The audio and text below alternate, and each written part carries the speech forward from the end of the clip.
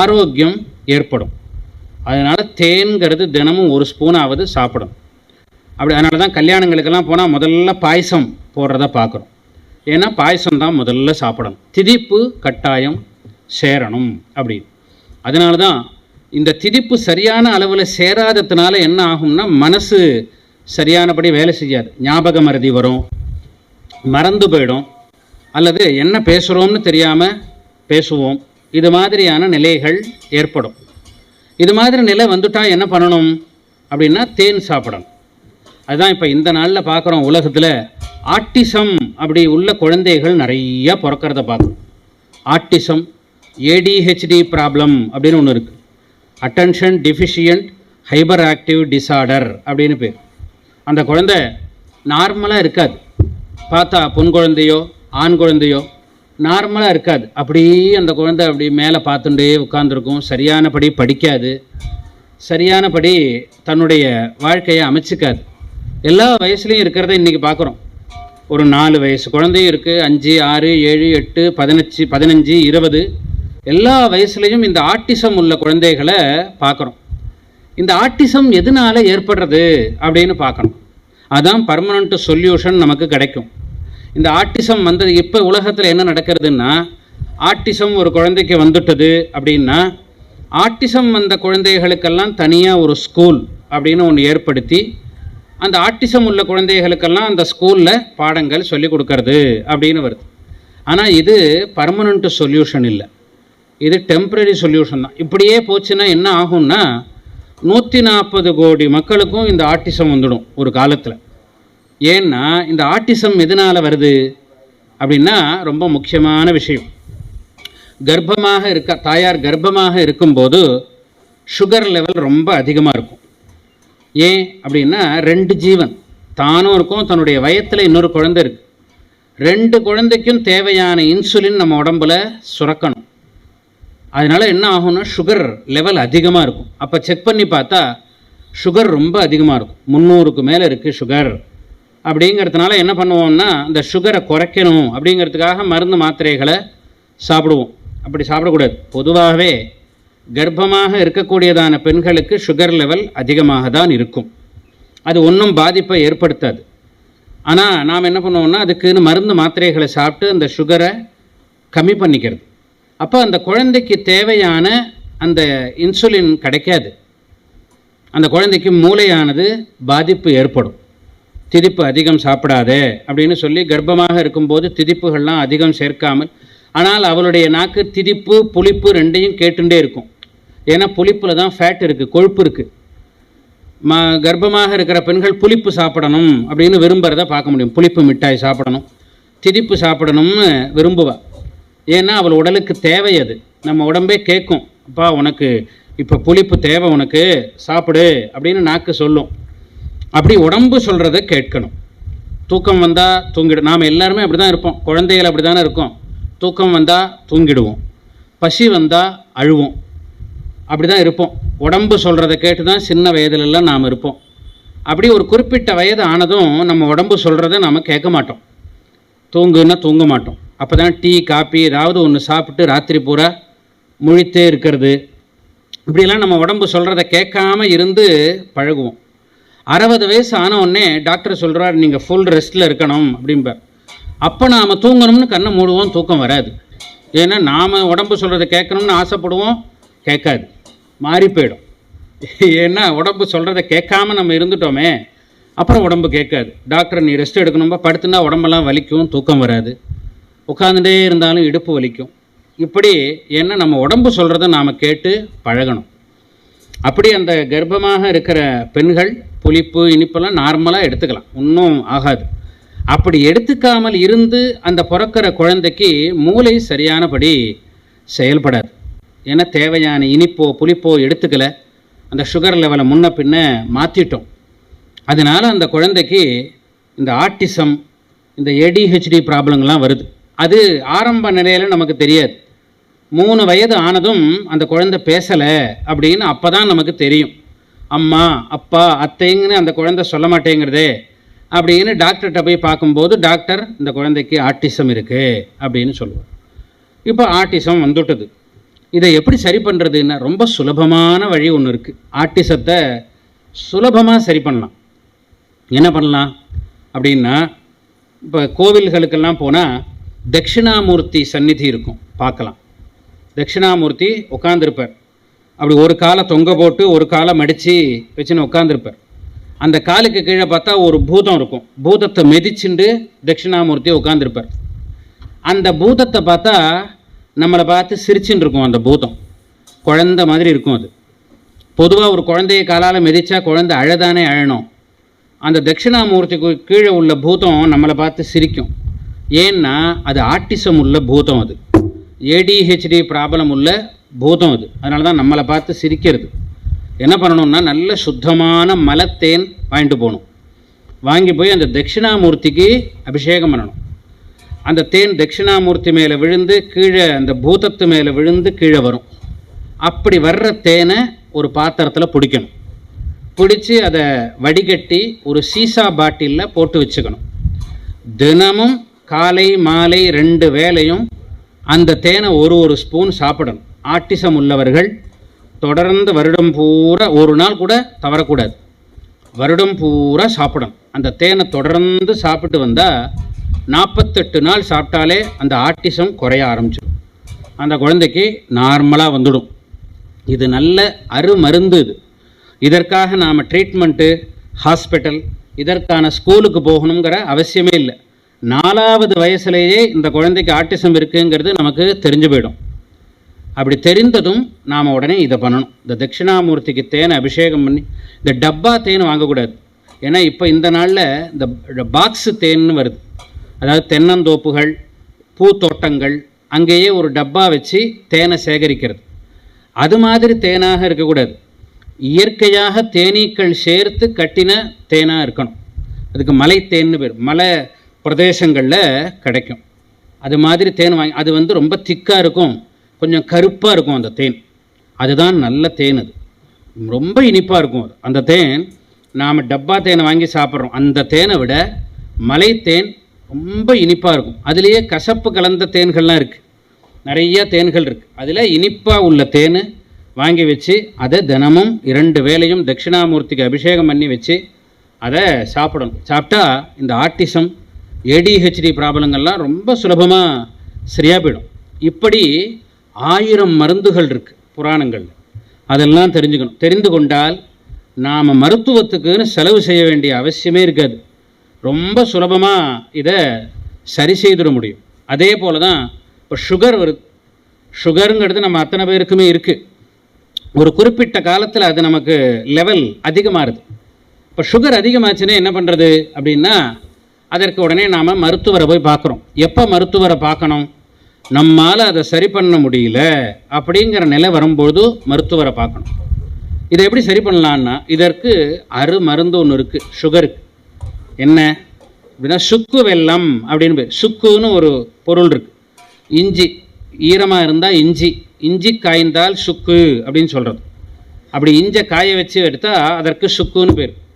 அந்த சுக்கில் மேலே உள்ள தோல் விஷம் நிறைஞ்சது. அது அந்த மேலே உள்ள தோலை நீக்கி அந்த இஞ்சியை இடித்து பவுடர் பண்ணணும். அப்படி பவுடர் பண்ணி சலித்து அந்த சுக்கு பொடியை தனியாக ஒரு சீசா பாட்டிலில் வச்சுக்கணும். நல்ல சுத்தமான நாட்டு சர்க்கரை வாங்கி வச்சுக்கணும், அல்லது பனம் வெல்லமாக கூட இருக்கலாம். அப்படி வாங்கி தனியாக வச்சுக்கணும். இரண்டையும் தினமும் காலையில் 1.5 ஸ்பூன் சுக்கு, 1.5 ஸ்பூன் இந்த நாட்டு சர்க்கரை, இது ரெண்டையும் போட்டு நெய் விட்டு கலக்கணும். நெய் விட்டு கலந்து பெருநெல்லிக்காய் அளவு உருட்டிக்கணும். பெருநெல்லிக்காய் அளவு உருட்டி வச்சு தினமும் காலையில் பல் தேய்ச்சி சுத்தம் செய்து வந்ததும் ஒரு 1/2 டம்ளர் வெதுன்னு உள்ள வெந்நீரை சாப்பிடணும். சாப்பிட்டுட்டு இந்த பெருநெல்லிக்காய் அளவு உள்ள இந்த சுக்கு வெல்லத்தை சாப்பிடணும். இதை சாப்பிட்டதுலேருந்து ஒரு 1/2 மணி நேரம் வேறு எதுவுமே சாப்பிடக்கூடாது. பிறகு 1/2 மணி நேரம் கழித்து நாம் எது வேணால் சாப்பிடலாம். இப்படி தவறாமல் தினமும் செய்யணும். 1 வருஷம் செய்யணும். 1 வருட காலம் தினமும் சுக்கு வெல்லம் சாப்பிடணும். ஒரு நாள் கூட தவறக்கூடாது. ஜுரம் வந்திருந்தாலும் சரி, நாம் ட்ரீட்மெண்ட்டில் இருந்தாலும் சரி, எப்படி இருந்தாலும் இந்த சுக்கு வெல்லத்தை சாப்பிடுவதை தவிர்க்கவே கூடாது. அப்படி வருஷம் பூரா சாப்பிட்டு வந்தால் 1 வருஷம் கழித்து நாம் சுகருக்குன்னு மாத்திரை சாப்பிட வேண்டிய அவசியமே இருக்காது. ஏன்னா சுகர் நார்மலுக்கு வந்துடும். இதை நிறையா பேருக்கு சொல்லி நிறையா பேர் சுகர் மாத்திரை சாப்பிட்டுட்டு இருந்தவர்கள்லாம் இப்போது நிறுத்துறத பார்க்குறோம். ஏன்னா இது நல்ல மருந்து. இது என்ன ஆறுதுன்னா நம்முடைய இம்யூனிட்டி சிஸ்டத்தை கரெக்ட் பண்ணுறது அப்படிங்கிறது ஒன்று. இன்சுலின் அதிகமாக சுரக்கிறது. அதனால் நம்ம உடலுக்கு தேவையான சக்தி கிடைக்கிறது. நல்ல சர்க்கரை கெட்ட சர்க்கரைன்னு ரெண்டு இருக்குது நம்ம உடலில். நல்ல சர்க்கரை நமக்கு உடலுக்கு தேவை. கெட்ட சர்க்கரை தான் நமக்கு யூரின் வழியாக வெளியில் வருது. அது கெட்ட சர்க்கரை. நமக்கு தேவையில்லாத சர்க்கரை யூரின் மூலமாக வெளியில் வந்துடுறது. நல்ல சர்க்கரை உடலில் தங்கிறது. அதே போல் தான் நாம் சாப்பிட்ற சர்க்கரையிலையும் நல்ல சர்க்கரை கெட்ட சர்க்கரை ரெண்டு இருக்குது. பழங்களில் உள்ள சர்க்கரை, இதெல்லாம் வெல்லம், தேன், இதிலெல்லாம் உள்ள இனிப்பு இருக்கே, அதெல்லாம் நல்ல சர்க்கரை, அதை சாப்பிடலாம்.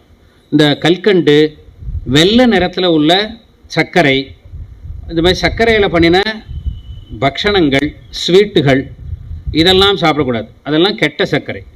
அதெல்லாம் சாப்பிடாமல் காபி சாப்பிட்றோம். காபி சாப்பிட்டா நாட்டு சர்க்கரை போட்டு காபி சாப்பிட்றது, அது மாதிரி தேன் கலந்து சாப்பிட்றது. அப்படி சாப்பிட்டு வந்தால் நமக்கு சுகருக்கு மருந்து சாப்பிட வேண்டிய அவசியமே இருக்காது. ஏன்னா அதனால் சைடு எஃபெக்டும் நமக்கு கிடையாது. சுகருக்கான மருந்து சாப்பிடும்போது நமக்கு சைடு எஃபெக்ட்டு அதிகமாக வரும். அது கொஞ்சம் கொஞ்சமாக நம்முடைய உடலை பாதிக்கிறது. மருந்துன்னு தான் நாம் சாப்பிட்றோம். மருந்துன்னா என்ன அப்படின்னா கொஞ்ச நாளைக்கு சாப்பிட்டு நிறுத்தணும். நம்ம உடலில் இருக்கிறதான நோயை சரி பண்ணினால் அதற்கு மருந்து அப்படின்னு பேர். ஆனால் இப்போ நாம் சாப்பிட்றதெல்லாம் மருந்தாக இருக்கா அப்படின்னா இல்லை. இந்த விவசாயத்தில் சொல்கிற வழக்கம், விவசாயத்தில் வயலில் பூச்சி தொல்லை அதிகமாக இருக்குது அப்படின்னா பூச்சி மருந்து அப்படின்னு தெளிக்கிறோம். அது என்ன பண்ணுறது அப்படின்னா அந்த ஒவ்வொரு பூச்சிக்கும் வாயில் போய் விழுந்து அதுக்கு டானிட் ஆகி அது அந்த பூச்சி அந்த அந்த வயல்லேருந்து இறங்கி வெளியில் போய்டுறதா அது அப்படின்னா இல்லை. அவ்வளவும் இறந்து போய்டுறது. அவ்வளோ பூச்சிகளையும் நாம் கொன்னுடுறோம். ஆனால் நாம் அடிக்கிறது பூச்சி மருந்து அப்படின்னு அடிக்கிறோம். அது மருந்து இல்லை, அது பூச்சி கொல்லி அப்படின்னு பேர். பூச்சி மருந்து இல்லை, அது பூச்சி கொல்லி அப்படின்னு தான் வாங்கி அடிக்கணும். ஆனால் நாமெல்லாம் எப்படி வளர்க்கப்பட்டிருக்கோம் அப்படின்னா பூச்சி மருந்து அப்படின்னு சொல்லி நாமெல்லாம் வளர்க்கப்பட்டிருக்கோம். பூச்சி மருந்து வாங்கிட்டு வந்து அடிப்போம். அடித்தா அவ்வளோ பூச்சிகளும் இறந்து போயிடும். அந்த பூச்சிகளில் நன்மை பண்ணுற பூச்சிகள் நிறைய இருக்குது. அவ்வளவையும் நாம் கொன்னுடுறோம் வயலில். அந்த பூச்சிகள்லாம் என்ன பண்ணோம் அப்படின்னா அந்த தண்ணியில் இந்த கொசுக்கள் நிறைய முட்டையிடும். அந்த கொசு இடுற முட்டைகளெல்லாம் சாப்பிடும். அப்படியே நல்லது செய்யக்கூடியதான பூச்சிகள், அது அவ்வளவையும் நாம் கொன்னுடுறோம். ஆனால் பூச்சி மருந்து அப்படின்னு வாங்குகிறோம். அதே போல் தான் நாம் சாப்பிட்ற மருந்தும் சுகர் மருந்து, பிபி மருந்து அப்படின்னு தான் வாங்கி சாப்பிட்றோம். அது மருந்தா அப்படின்னு யோசனை பண்ணி பார்த்தா தெரியல. ஏன்னா ஆயுஷ்காலம் முடிய சாப்பிட்றோம், கடைசியில் நம்ம இறந்து போகிற வரைக்கும் அந்த மாத்திரை சாப்பிட்டு தான் இருக்கும். அப்போ அது பூச்சி அது சுகர் மருந்தா சுகர் கொல்லியா அப்படின்னு யோசனை பண்ணணும். அப்படி மருந்துன்னு நாம் சாப்பிட்டா ஒரு குறிப்பிட்ட அளவு சாப்பிட்டு நிறுத்தணும். ஆனால் நிறுத்துறதில்லை. ஆனால் இப்போ இந்த சுக்கு வெல்லம் இது மாதிரியான பொருட்களை நாம் சாப்பிட ஆரம்பித்தால் நம்ம உடம்புல எந்த நோயும் வராது. பிபி சுகர் வராது. பிபி எதனால் வருது? இரத்த ஓட்டம் அதிகமாக ஆறுது. அதுதான் பிளட் ப்ரெஷர் அப்படின்னு சொல்கிறோம். அப்படி பிளட் ப்ரெஷர் எதனால் வருதுன்னா சின்ன சின்ன விஷயத்துக்கெல்லாம் நாம் ரொம்ப பதட்டப்படுறது. இது மாதிரி எதுக்குமே பதட்டப்படக்கூடாது. நடக்கிறத எதையும் நம்மால் மாற்ற முடியாது. நடந்தே தீரும்னு இருக்கிறத நம்மால் நிறுத்த முடியாது. இதை நம்ம மனதில் உறுதியாக வச்சுக்கணும். என்ன நடக்குமோ கட்டாயம் அது நடந்து தான் தீரும். நம்மால் அதை மாற்ற முடியுமா? மாற்ற முடியாது. அதற்கு மகாபாரதத்தில் ஒரு சம்பவம் உண்டு. மகாபாரதத்தில் ஒரு இந்திரனுடைய மனைவி இந்திராணி, அவள் ஒரு கிளி வளர்க்குறாள். அந்த கிளியை ரொம்ப அன்பாக, அவள் எது சொன்னாலும் அந்த கிளி கேட்கும். அப்படி ரொம்ப அன்பாக அந்த கிளியை வளர்க்குறாள். அப்படி ஒரு நாளைக்கு காலையில் யமன் வந்தான். வந்ததும் இன்றைக்கி இரவோடு இந்த கிளிக்கு ஆயுசு முடிஞ்சு போயிடுத்து, இன்றைக்கி ராத்திரி இந்த கிளியை நான் எடுத்துன்னு போயிடுவேன் அப்படின்னு சொல்லிட்டு போயிட்டான். இதை கேட்டதும் இந்திராணிக்கு ரொம்ப வருத்தமாயிடுது. அடாடா, இவ்வளோ செல்லமாக வளர்த்துருக்கோம், இதை இன்றைக்கி கொல்றதா? இன்றைக்கி இறந்து போயிடுமா? நான் மாத்துறேன். என்ன, நான் தேவலோக ராஜாவான இந்திரனுடைய மனைவி, என்னாலேயே ஒரு வேலை செய்ய முடியலன்னா யாரால் செய்ய முடியும்? நான் மாற்றி காட்டுறேன் இதை அப்படின்னு தீர்மானித்து இந்திராணி என்ன பண்ணா, இந்திரனை கூப்பிட்டா. இந்திரனை கூப்பிட்டு, இந்த கிளியை யமன் இன்னைக்கு எடுத்துன்னு போகக்கூடாது, இன்னைக்கு சாகக்கூடாது இந்த கிளி, நீ என்ன பண்ணுவியோ எனக்கு தெரியாது, நாளைக்கு காலையில் எனக்கு இந்த கிளி வேணும் அப்படின்னு இந்திரன்ட்ட கொடுத்தா. இந்திரன் அதை எடுத்துன்னு போனான். யமனுக்கு தெரியாமல் ஒரு இடத்துல இந்த கிளியை வைக்கணும் அப்படின்னு தீர்மானித்து கருடனை கூப்பிட்டு இந்த கிளியை எடுத்துன்னு போய் யமனுக்கு தெரியாத ஒரு இடத்துல கொண்டு போய் வை அப்படின்னா. ஏன்னு கேட்டேன். இதை சொன்னேன், இன்றைக்கோட இதற்கு ஆயுசு முடியக்கூடாது, அதனால் இது நீயும் பறவை, அதனால் இதை எங்கேயாவது கொண்டு போய் கண்ணுக்கு தெரியாமல் ஒரு இடத்துல கொண்டு போய் வை அப்படின்னு. உடனே அந்த கருடன் அந்த கிளியை எடுத்துன்னு போய் எங்கே வைக்கலான்னு பார்த்தா, கருடன் ஒரு யோஜனை பண்ணினான். என்ன பண்ணினான்னா, அங்கே இங்கே எங்கேயாவது கொண்டு போய் ஒளிய வைக்கிறத விட எல்லாருடைய ஆயுஷும் எழுதின ஒரு ஃபைல் இருக்குது யமன்ட்ட, அதை ஒரு பெரிய ஒரு ஹாலில் வச்சுருக்கான், அங்கேயே கொண்டு போய் வச்சுருவோம் கிளியை அப்படின்னு தீர்மானித்து நேராக அங்கே போனால் அங்கே எல்லாருடைய ஆயுஷ் காலமும் அங்கே எழுதி ஸ்டோர் பண்ணியிருக்கு. அங்கே கொண்டு போய் அந்த கிளியை வச்சான். இங்கே யமனுக்கே தெரியாது இது அப்படின்னு அந்த இடத்துல கொண்டு போய் வச்சுட்டு வந்தான். அப்போது வச்சுட்டு வந்துட்டு சொன்னான், இந்திரன்ட்ட வந்து கருடன் சொன்னான், அந்த கிளியை வச்சுட்டேன், எங்கே வச்சேன்னு கேட்டேன். இது மாதிரி எல்லாருடைய தலையெழுத்தையும் எழுதுகிற ஹால்லையே கொண்டு போய் வச்சுட்டேன் அப்படின்னு கருடன் சொன்னான். நம்பிக்கை இல்லை இந்திரனுக்கு, ஏன்னா இவன் சொல்கிறது உண்மைதானான்னு தெரியலையே அப்படின்னு நேராக போய் பார்ப்போம் அப்படின்னு இந்திரன் கிளம்பினான். கிளம்பி போகிற வழியில் விஷ்ணுவை பார்த்தார். என்ன விஷயம்னு கேட்டார். இந்த விஷயத்த சொன்னார். நானும் வரேன்னு விஷ்ணுவும் வந்தார், பெருமாள், அவரும் இந்திரனோடு வந்தார். ரெண்டு பேருமா சேர்ந்து அங்கே போனால் வழியில் பிரம்மா கண்ணில் பட்டார். பிரம்மா என்ன விஷயம்னு கேட்டார். இது மாதிரி அந்த கிளியை பார்க்க போகிறேன். அப்படியே நானும் வரேன்னு. 3 பேருமா சேர்ந்து அந்த ஹாலில் போய் கதவை திறந்து பார்த்தா அங்கே யமன் வந்திருக்கான். பார்த்ததும் அந்த கிளியினுடைய ஆயுஷை யமன் எடுத்துன்னு போயிட்டான். உடனே ரொம்ப கோபம் வந்தது இந்திரனுக்கு. ஏண்டா, இத்தனை பேர் நாங்கள் முயற்சி பண்ணி அந்த கிளியை கொல்லக்கூடாது அப்படின்னு நாங்கள் இத்தனை பேர் இவ்வளோ முயற்சி பண்ணி இங்கே கொண்டு வந்து வைக்கிறோம், அந்த கிளியை கொல்றையே அப்படின்னா. அப்போ யமன் சொன்னான், இல்லை, அந்த கிளியோட தலையெழுத்தே இப்படி தான் இருக்குது. என்னன்னா, பிரம்மா இந்திரன் விஷ்ணு 3 பேரும் சேர்ந்து எப்போ வராலோ அப்போ உன்னை கொல்லணும் அப்படின்னு தலையெழுத்து இருக்குது. நீங்கள் 3 பேர் சேர்ந்து வந்ததுனால அதை நான் முடிச்சுட்டேன் அப்படின்னு நான் யமன். இதான் தலையெழுத்து, விதின்னு சொல்கிறோம். விதி தலைவிதின்னு பழைய நாளில் சொல்கிறது. இதை யாராலையும் மாற்ற முடியாது. இந்த தீர்மானம் நம்ம மனசில் இருக்கணும். நடக்க போகிறத யாராலையும் மாற்ற முடியாது. நடக்காதுன்னு ஒன்று இருக்குது அப்படின்னா அதை யாராலும் செய்து வைக்க முடியாது. எது நடக்கணுமோ அது நடந்தே தீரும். மாற்றுறதுக்கு மட்டும் நம்மால் முடியும். அந்த சக்தி நமக்கு உண்டு. நம்ம மனசுக்கு எதையும் மாற்றக்கூடியதான சக்தி உண்டு. ஆனால் மனதை அப்படி வச்சுக்கணும், நாம் ஆரோக்கியமாக வச்சுக்கணும். நம்ம சொல்வதை நம்முடைய மனது கேட்கணும், அப்படி பழக்கப்படுத்திக்கணும். மனது சொல்படி நாம் கேட்பது அப்படின்னு பழக்கப்படுத்திண்டா அதுக்கு எல்லையே இல்லாமல் போயிடும். நம்ம உள்ளுக்குள்ளே மனது வரணும். அதற்கான பயிற்சிகள்லாம் நிறையா இருக்குது. தியானம் பண்ணுறது, நல்லதையே அதுக்கு தான் இதெல்லாம் நமக்கு சொல்லிக் கொடுக்கறது. எப்பொழுதும் நல்லதையே பேசு, நல்லதையே நல்லவைகளை நிறைய சொல்லிக் கொடு எல்லாருக்கும். நீ பார்க்கும்போது ஒருவன் தவறு செய்கிறான் அப்படின்னா, அப்பா நீ தவறு செய்யாத அப்படின்னு சொன்னாலே போதும், உனக்கு அதனால ஒரு நல்லது நடக்கும். நீ தவறு செய்யாதேன்னு சொன்னதுனால உனக்கு ஒரு நல்லது நடக்கும். அப்படி யார் தவறு செய்தாலும் சொல்லணும். நாம் நேர்மையாக வாழணும். முக்கியமாக பொய் சொல்லக்கூடாது. பொய் சொன்னால் அது நமக்கு நோயாக வரும். நாம் செய்யக்கூடியதான தீய பாபங்கள், இந்த பாபங்கள்லாம் என்ன பண்ணும், நமக்கு நோயாக வெளிப்படும்.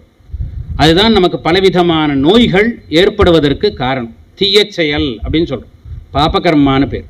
இந்த பாவச் செயல்களை பண்ணக்கூடாது. அதை கூடிய வரையிலும் குறைத்து கொண்டு நல்லவைகளை நிறைய கேட்டு இருந்தால் எத்தனை வயசு வேணால் நம்மால் வாழ முடியும். ஆரோக்கியமாக வாழ முடியும். அதுதான் முக்கியம். இருக்கிற வரையிலும் நாம் ஆரோக்கியமாக இருக்கணும். ஒருவரையும் எதிர்பாராமல் நாம் ஆரோக்கியமாக இருக்கணும். அப்படின்னா மனதை ஆரோக்கியமாக வச்சுக்கணும். அதற்கான வழிகள் தான் நல்ல விஷயங்களை நிறையா பார்க்கறது. இதுபோல் நல்ல ஒரு சத் சங்கங்களில் சேருவது, குருவை பூஜிப்பது.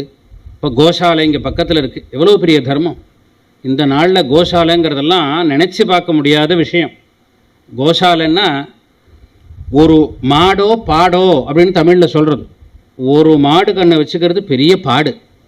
ஏன்னா அதுக்கு சீனி வாங்கி போட்டு, அதுக்கு நோய் வராமல் பார்த்து, இந்த கண்ணுக்குட்டியை வளர்த்து, அது கறக்கிற பால் என்னவோ ரொம்ப கம்மி தான்.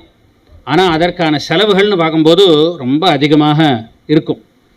அப்படி ஒவ்வொருவரும் மாடு வைத்து கொண்டிருந்த காலம் இருக்குது. அந்த பசுமாட்டு மேலே விழுந்து வர்ற காற்று இருக்கே, எந்த நோயும் அண்ட விடாது.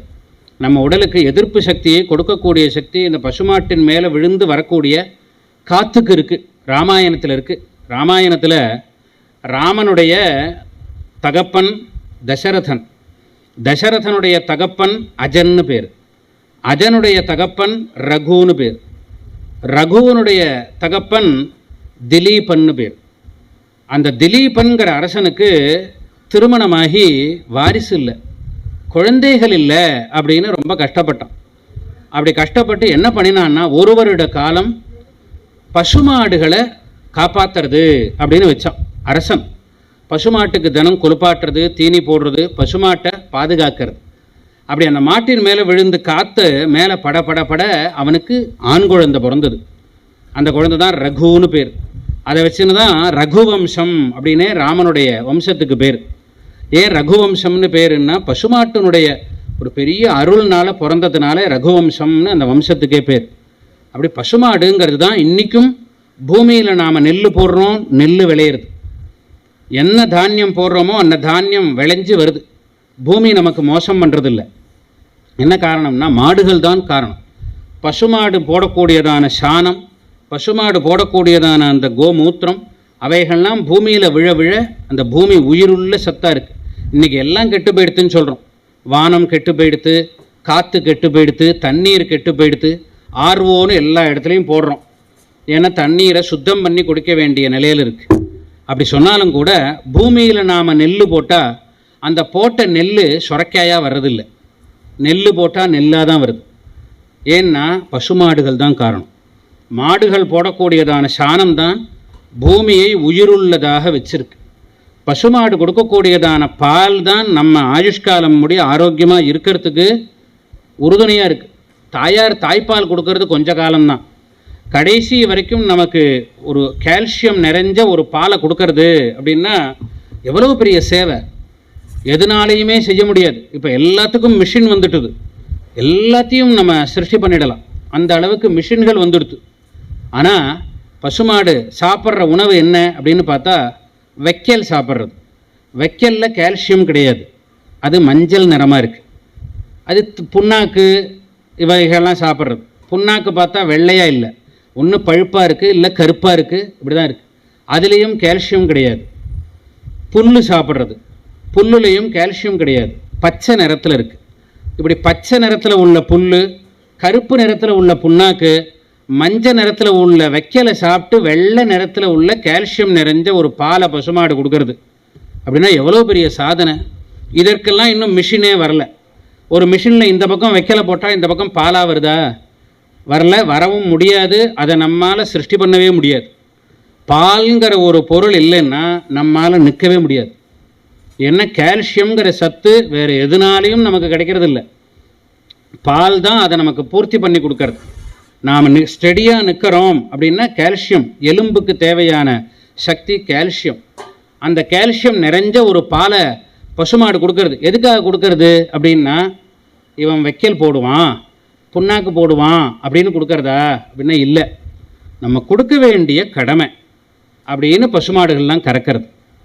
அது இல்லை, இவனுக்கு கொடுத்தாதான் இவன் தீவனம் போடுவான்னு மாடு கொடுக்கறது இல்லை. அதனால தான் தாயார்னு சொல்கிறோம், கோ மாதா அப்படின்னு சொல்கிறோம். ஏன் கோ மாதான்னு சொல்கிறோம் அப்படின்னா, எதையும் எதிர்பார்க்காமல் நமக்கு பாலை கொடுக்கறது. அந்த தாயாரை நாம் நினைக்கிறது தான் குறைஞ்சி போயிடுது. எத்தனை பேர் பசுமாடை நினைக்கிறோம்? நினைக்கிறதே இல்லை. ஆனால் காலம்பரை எழுந்ததும் காஃபியை நினச்சிக்கிறோம். எழுந்த உடனே காஃபி வேணுமே, போ காஃபி சாப்பிட்றதுக்கு அப்படின்னா பால் வேணும். அந்த பாலை பசுமாடுகள், இப்போ அத்தனை பசுமாடுகளும் சேர்ந்து என்னை யாரும் கவனிக்கலை, என்னை யாரும் நினச்சி கூட பார்க்கல, நாளை காலையிலிருந்து ஒரு சொட்டு பால் கூட இனிமேல் கறப்பதில்லை அப்படின்னு அவ்வளோ மாடுகளும் சேர்ந்து தீர்மானித்தா என்ன ஆகும்? அப்படியே நின்று போயிடும், உலகமே நின்று போயிடும். பால் கிடைக்காது, தயிர் கிடைக்காது, மோர் கிடைக்காது, வெண்ணெய் கிடைக்காது, நெய் கிடைக்காது, ஒரு சாமானும் கிடைக்காது. இருக்கிறத வச்சுன்னு ஒரு மாதிரியாக ஓட்டுவோம் கொஞ்ச நாளைக்கு, அப்புறம் அப்படியே ஸ்தம்பிச்சு போயிடும். ஆனால் அந்த மாடுகள்லாம் அப்படி நினைக்கிறதா அப்படின்னா அப்படி நினைக்கிறது இல்லை. பரவாயில்ல, யார் நம்மளை நினைக்கிறானோ நினைக்கலையோ நம்ம கடமையை நாம் செய்யணும் அப்படின்னு அவ்வளோ பசுமாடுகளும் தன்னால் எவ்வளோ முடியுமோ அவ்வளோ பாலை அது கொடுக்கறது. அது எவ்வளோ பெரிய தியாகம் பண்ணுறது. அதை நாம் தினமும் காலம்பரை எழுந்து நினைக்கணும், பசுமாடை நினச்சி பார்க்கணும். தினமும் காலம்பரை எழுந்து பசுமாட்டை பார்த்து ஒரு அகத்திக்கீரை கொடுக்கணும், ஒரு வாழைப்பழமாவது கொடு அப்படின்னு சொல்கிறது புராணங்கள்லாம். அப்படி பசுமாட்டை நினச்சா நமக்கு வியாதியே வராது, நோயே வராது. அப்படி பெரிய சேவையை இந்த பசுமாடுகள்லாம் பண்ணுறது. அவ்வளோ பசுமாடுகளை அதனுடைய ஆயுஷ்காலம் முடிய வச்சு காப்பாற்றுறது அப்படிங்கிறது பெரிய சேவை. அது ஆயுஷ்காலம் முடிய அதை வச்சு காப்பாற்றி உடம்புக்கு வந்தால் அதுக்கு வைத்தியம் பண்ணி அது இறந்து போனதும் அதை சரியான முறையில் அடக்கம் பண்ணணும். அப்படி பண்ணினா நம்ம தேசத்துக்கு ஒரு கஷ்டமும் வராது, ஒரு துக்கமும் வராது. இது ஒவ்வொருத்தரும் நடத்துறதுங்கிறது சாத்தியம் இல்லை. இது மாதிரி சில பேர் முயற்சி செய்து நடத்தினால்தான் இதெல்லாம் நடத்த முடியும். இப்போ இந்த கோசாலை நடத்துறதுனால அவர்களுக்கு என்ன லாபம் அப்படின்னா நஷ்டம்தான் ஜாஸ்தி. ஏன்னா குடும்பத்தை விட்டு இங்கே வந்து உட்காந்துருக்கணும், இங்கே வந்து உட்காந்து அந்த மாடு கண்ணை பார்த்து அதுக்கு வேண்டிய தீனிகளை வாங்கி போட்டு அதை பராமரித்து, அதுவும் ஒரு சேவை, தேசியமான சேவை. அது எப்படி இராணுவ வீரர்கள்லாம் தேசத்தினுடைய எல்லையில் இருந்து நம்முடைய தேசத்தை பாதுகாக்கிறார்களோ அதே போல தான் இந்த கோசாலை நடத்துபவர்களெல்லாம் பெரிய தேசியமான சேவை செய்பவர்கள். அவர்களுக்கெல்லாம் நாம் எவ்வளோ நன்றி சொன்னாலும் தகும். அவர்களால் தான் இன்றைக்கி பசுமாடுங்கிறது நாம் பார்க்க முடியாது. ஏன்னா பசுமாடுகள்லாம் உணவாக பார்க்கக்கூடியதான காலம் வந்துடுது. பூசணிக்காய், பரங்கிக்காய், கத்திரிக்காய் மாதிரி பசுமாடுகள்லாம் நறுக்கி சாப்பிட்றது அப்படிங்கிற லெவலில் இன்றைக்கி வந்தது பார்க்கும். தாயார் இருக்கா, உடம்பு முடியாத வயதான தாயார் இருக்கா. இனிமேல் இந்த தாயார்னால நமக்கு ஆகக்கூடியது ஒன்றும் இல்லை, ஒரு நாளைக்கு கூட்டு வச்சு சாப்பிடுவோம் அப்படின்னு நறுக்கிறதா தாயாரை? அதுபோல தான் பசுமாடு. பசுமாடு இருக்குது அப்படின்னா வயதாயிட்டது, இனிமேல் அதனால் ஆக போகிறது ஒன்றும் இல்லைன்னு நறுக்கி சாப்பிட்டா என்ன ஆகும் அப்படின்னா அவன் மட்டும் இல்லை, அவனுடைய குலமே அழிஞ்சு போயிடும் அப்படின்னு இருக்குது.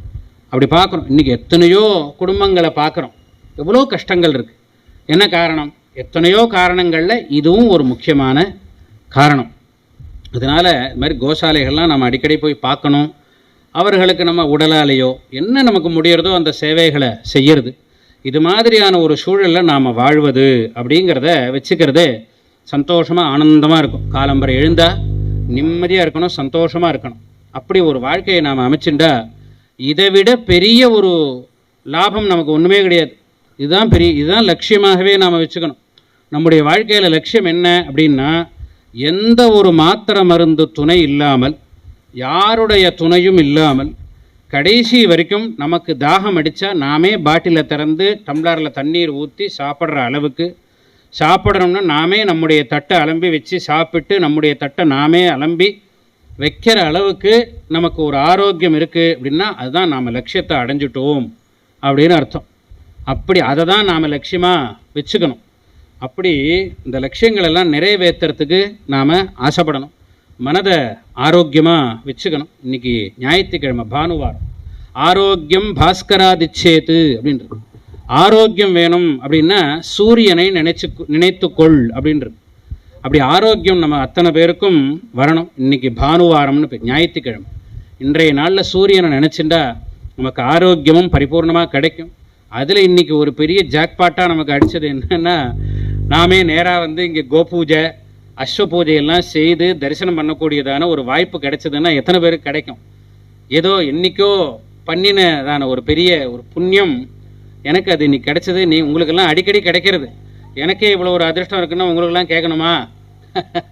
அப்படி ஒரு வாய்ப்பு கிடைச்சிருக்கு. அத்தனை பேருக்கும் எல்லா விதமான ஒரு சந்தோஷம், ஆனந்தம், மங்களங்கள் அத்தனையும் பரிபூர்ணமாக ஏற்படணும் அப்படிங்கிறதாக பெரியவாளுடைய சந்நிதியில் சொல்லிட்டு ஏதோ நல்ல விஷயங்கள் ஒரு 10 விஷயங்கள் பேசுகிறதுக்கான வாய்ப்பு கிடைச்சதுக்கு ஏற்பாடு பண்ணினவர்களுக்கு நன்றியை தெரிவிச்சுட்டு இதோட முடிச்சுப்போம். நம பார்வதி பதஜே ஹர ஹர மகாதேவா.